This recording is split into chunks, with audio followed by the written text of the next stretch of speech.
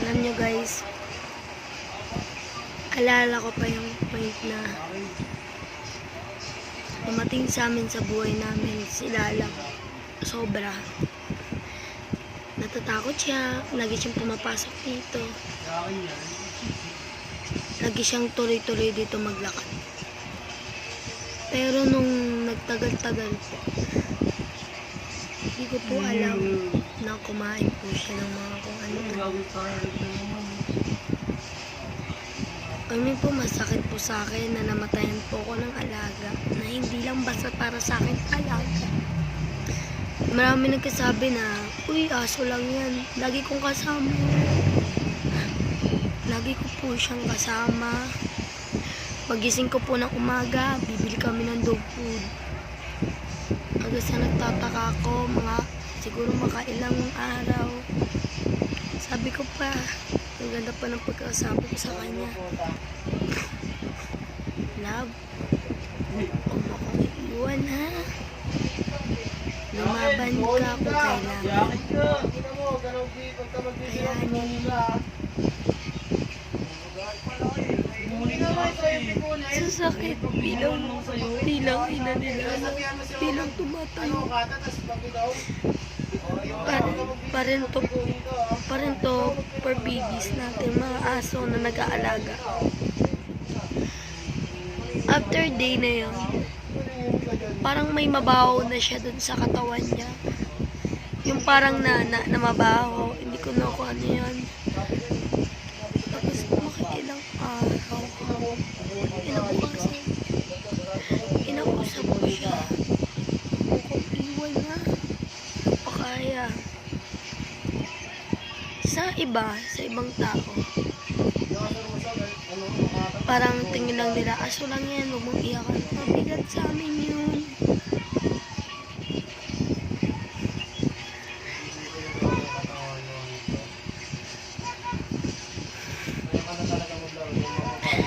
Simula po yung point na na-stress na po ako sa lahat. Simula po nun, na-stress na po ako, yung dami ko pong problema. Yung time po na yun. Ngayon, kukwento ko na po talaga yung pinaka-buong story kung paano po namatay yung aso namin. Ilang days, inanuan namin yung aso namin ng mga dog food. Tapos, kumakain naman siya. Kinabukasan ng ilang weeks, si Lala, hindi na siya kumakain. Pahit na yung tiyan niya. Ilang araw na. Kinausap ko siya, Lala, ano ba nangyari sa'yo? Parang, kumbaga, masama bang pakiramdam mo? Siyempre aso, pero pumatango siya. Sabi ko, mega ka na. Go ka na. Magpahinga ka na. Accept ko na yung truth. Nasa loob ng katawan ng alaga kong aso, may nakain siya yatang hindi maganda, or buto na inuuod or what, nakain niya yung parasite. Yung parasite po na yun, sa loob ng katawan niya, unti-unti po inuubos yung organ niya. Hanggang makailang days, sumuka na po siya ng dugo. Sabi ko, Lalab, ang bigat sa loob bilang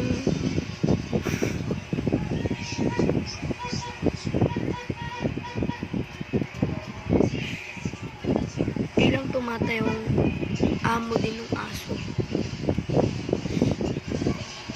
Kasi lagi naman nakadog food siya. Okay naman. Siguro paglalabas din siya, ang naramdaman ko, na-miss ko si Lalo. And 2026. Kaya 2025 siya namatay. Matagal-tagal na din. Siyempre, nanginayang ako kasi asang-asa ako, makakabreed ako doon sa aso na yun kung mamamatay man siya eh.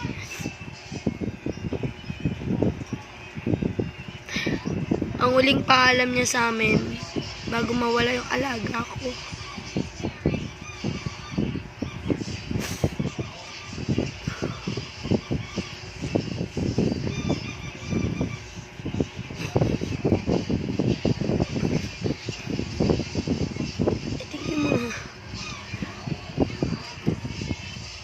bumabalik yung stress. Basta bumabalik yung ilabas.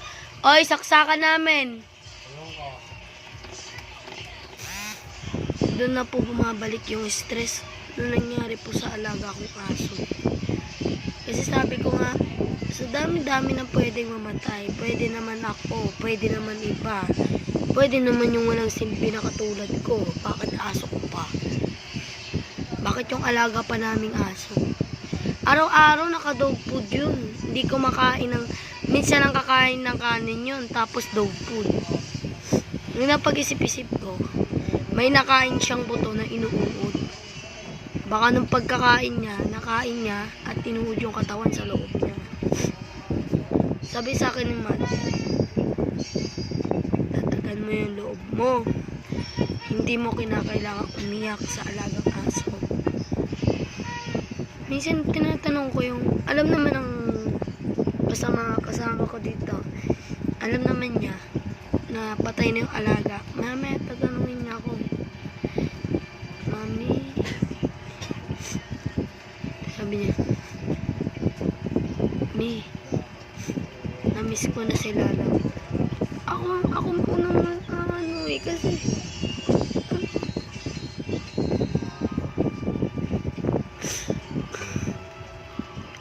hindi ko sinasabi na may na ako or what, duwag ako, hindi. Sa dami-dami ba naman, 'di ba?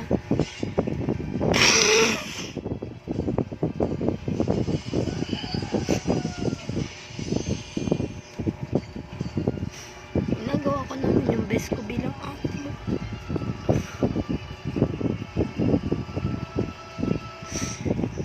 Kahuli na pagkahuli ko yung dugo niya. Sumuka na siya ng dugo sa mga damit.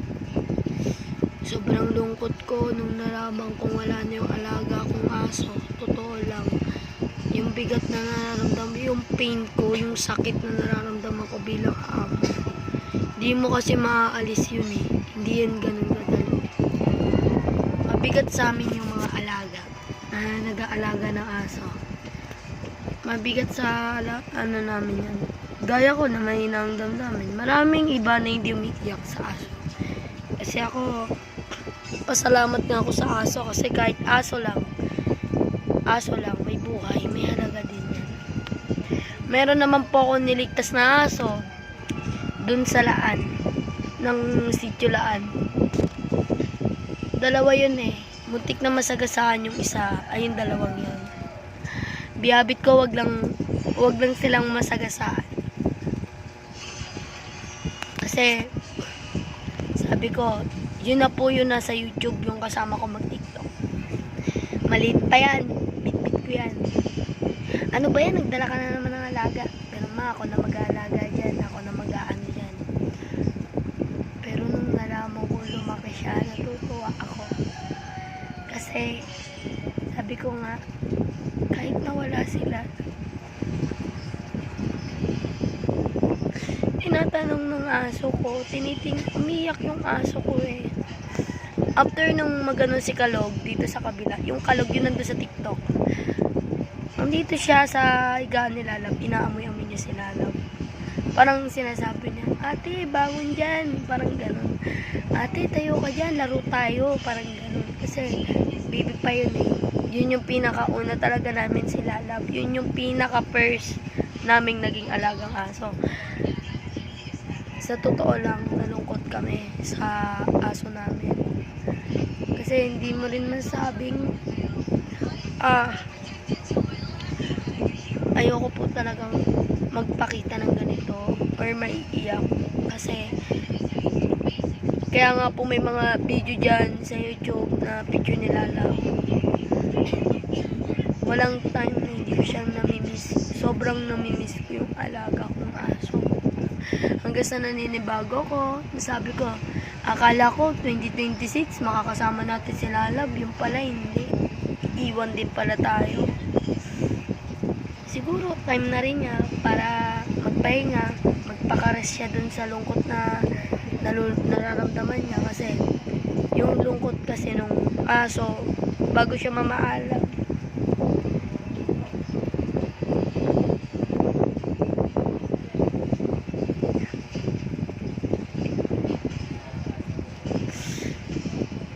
ayoko po talagang magdamdam.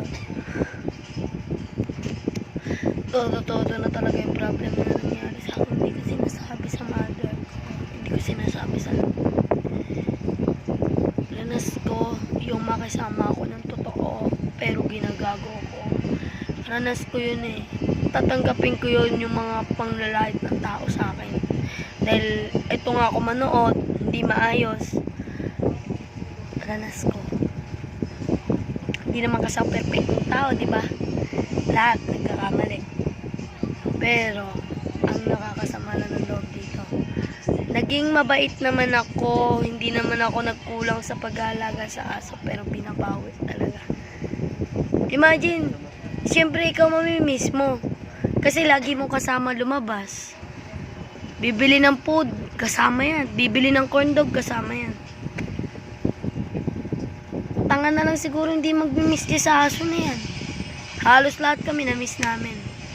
Kasi, kasama namin yan. Oh, alam nga ng mga kapatid ko yan na, uy ate, ganun lang, namatay yung aso mo. Meron pa nga nangasar sa akin, pero may iyak ako talaga kasi, dun ko nakita na, parang sabi ko, kasi pag ako kasi talaga pag ako kasi talaga nagkaroon ng alaga, parang tinuturing kong anak yan eh.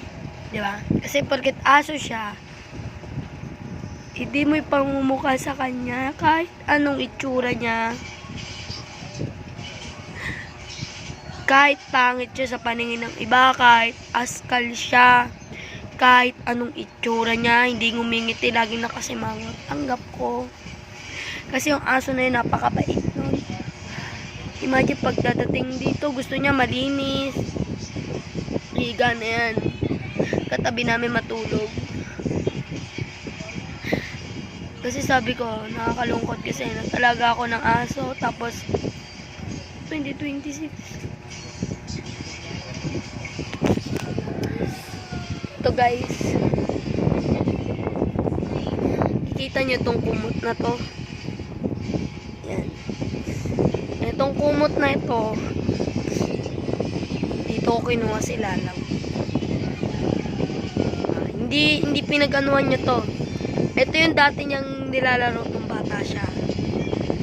Since baby pa, ito yung nilalaro niya. Ito. Nung nakita namin to. Ito.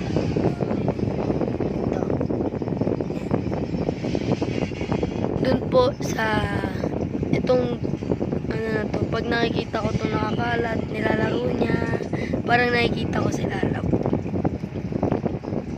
Uy, parang alaala na lang pala.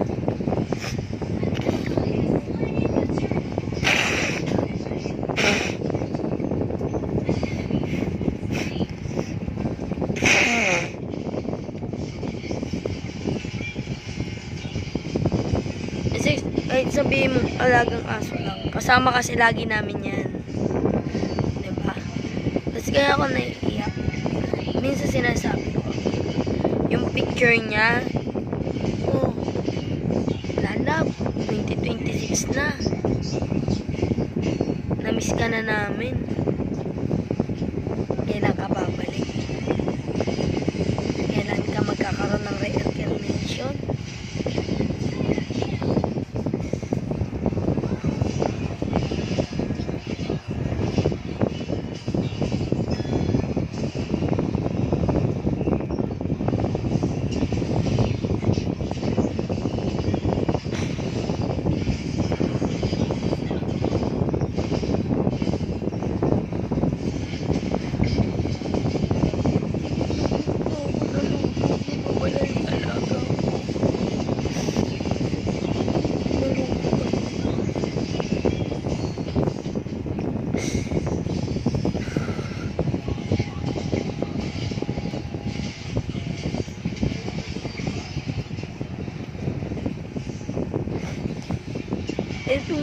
Ito. Kasi guys, yung alaga kasi namin na yun, napakabait nun. Hindi yun pala kahul.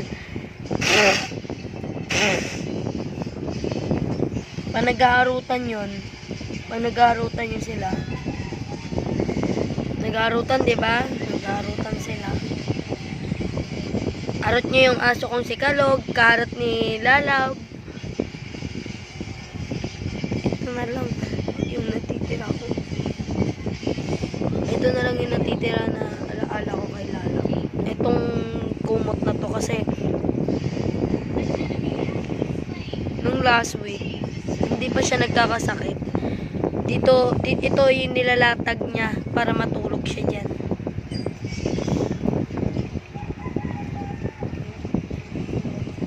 Excited ako dun sa part na kahit na mabait yung aso eh. Ay, alam mo sabi niya, masakit kasi yung pakiramdam na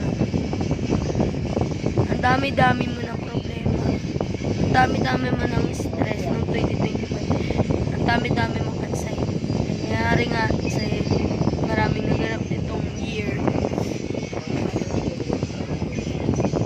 Hindi ganun kadaling mawalan. Hindi ganun. Kasi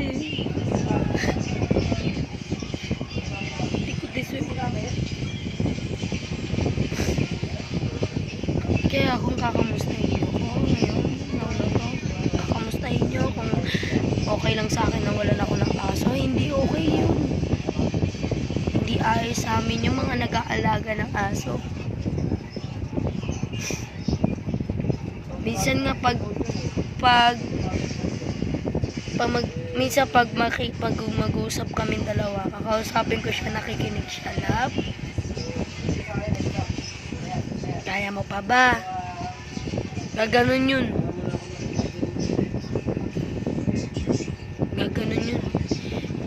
Hindi man siya nagkakahol, hindi siya pala kahol, pero pag arutan nangangahol siya. Pag alam niya dinadaya siya, nagagalit siya. Pero pag gusto niya may paglaro, makikipaglaro siya. Pag dumadating naman ako, sumasalubong siya, umaano siya, umaamba siya sa akin.